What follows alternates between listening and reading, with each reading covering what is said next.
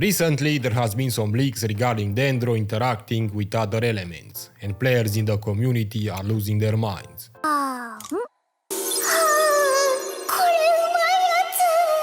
People are overhyping these leaks a bit too much. For those of you that do not know the entire story, let me give you the TLDR version. A week ago, some leaks were posted on Reddit regarding Dendro interaction with other elements. I will leave the link to the entire post in the video description so you can check it out yourself. I know I'm kinda late to this party, but I want to give my 2 cents regarding this topic. First of all, I don't understand why people in the community are so hype about this. I read those leaks multiple times, and I couldn't find any reason why.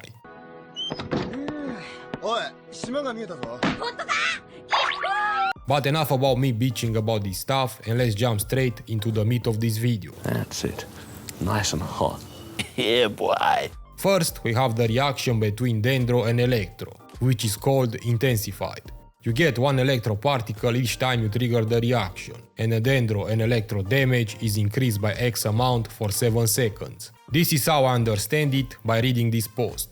If the text is right, then his reaction is kinda... Oh my god! Okay, it's happening! Everybody stay calm! The problem with this reaction in particular is that I don't know what to say. But do not worry, I have an explanation. I got you, homie! At the moment, we do not know any of the Dendro characters, skills and abilities. Because of that, I cannot say, oh, this fucking reaction between the Dendro and Electro is so good or so bad. So let's speculate and say that we have a Dendro character that has really low cooldowns for his or her abilities, and together with a character like Raiden or Yae can trigger his reaction constantly. In that case, this elemental reaction might be decent. We do not know how much our damage is going to increase, because at the moment we do not have any numbers, but we will be able to get a lot of energy particles. The way I see it, the intensified elemental reaction is an indirect buff to all Electro characters. Next, let's talk about the interaction between Hydro and Dendro. This gives us the Overgrow elemental reaction. We can create mushrooms.